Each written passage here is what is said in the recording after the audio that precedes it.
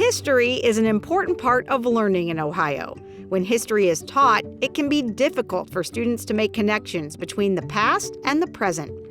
To help students relate to what they're learning in class, educators can incorporate place-based local history projects into the classroom. Through these projects, students can learn about local connections to the past so they can experience its impact in the present. In this video, we're going to talk about using a place-based local history project in the middle school classroom. Using project-based learning and then using it paired with local history really gives a lot of student choice, which can be helpful in having students really engaged around their learning and really can start to develop a student's sense of identity. Angie Hall is an 8th grade social studies teacher in Athens, Ohio, and found place-based history particularly effective with her middle school students. They have a genuine interest in history. They are keenly aware of things in history that were wrong, and now their minds wonder, how can we make that right? So I've seen so many different positive effects. Before we get into the specifics of Hall's project, let's talk about what we mean by place-based learning. According to the Center for Place-Based Learning and Community Engagement, place-based education immerses students in local heritage, cultures, landscapes, opportunities, and experiences, using these as a foundation for the study of language arts, mathematics, social studies, science, and other subjects across the curriculum. It emphasizes learning through participation in service projects for the local school and/or community. Place-based projects can boost student engagement by creating a sense of personal effectiveness as stewards of their local community, forge strong ties between local organizations, their schools, and the community, and help students make tangible contributions to resolving local issues, all while teaching state educational standards. When Hall started her place-based history project, she was looking for a new way to energize her students. Too many of them are device addicted, and so I'm a human, and that's not as entertaining to them. I think they need commercial breaks often. They need things changing. It's quick moving. The video games they play, the social media videos they watch, everything is move, change, fast, quick, and that's not traditional classroom instruction. So Hall found something non-traditional. She partnered with local history organizations and scholars to teach students about the life of Athens Black Civil War-era attorney Andrew Jackson Davison. Davison is the only Black practicing attorney in the history of Athens County, and Hall found that tying national historical events to what happened on the local level can engage students in new and exciting ways by bringing history to life for them. It all started when Hall heard retired local attorney Bill Walker speak about Davison at a community event. 2 pieces of information lit my teacher brain up. He said that one, Mr. Davison's portrait was excluded from the composite portrait of the 1876 Bar Association in the courthouse.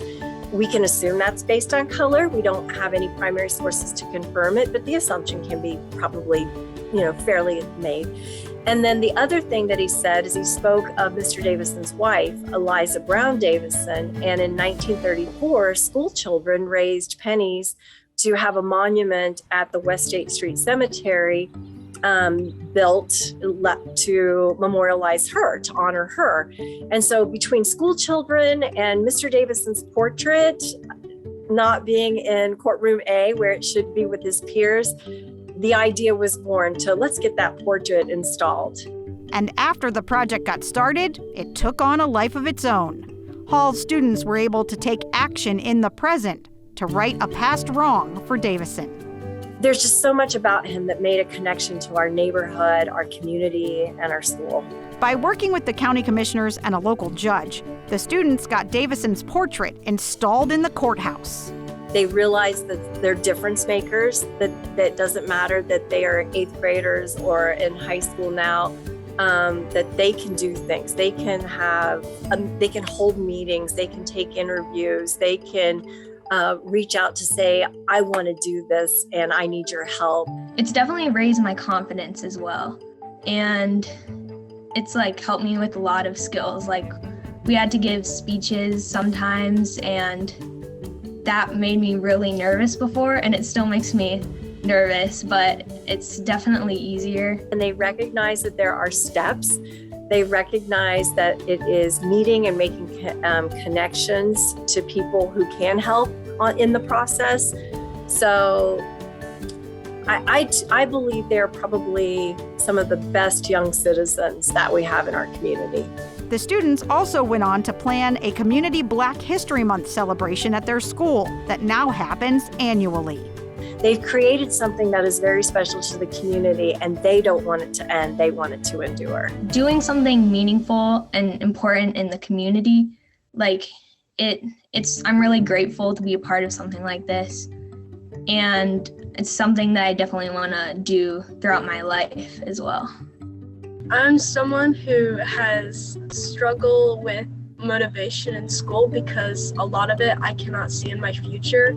And being able to do this project and starting in 8th grade and growing up through the years with doing this, it has definitely made a huge impact. And I have decided that whether I move out of Athens or what I want to do in my life, I want to help whatever community I am a part of.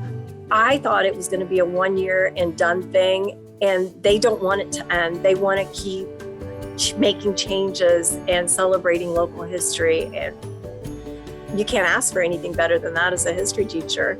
Place-based local history projects teach students about the past while connecting them to their local community. It makes history something they can reach out and touch, and helps them to understand that the people of their community, and every community, had an important role in shaping the present. To learn more about place-based learning, visit promiseofplace.org.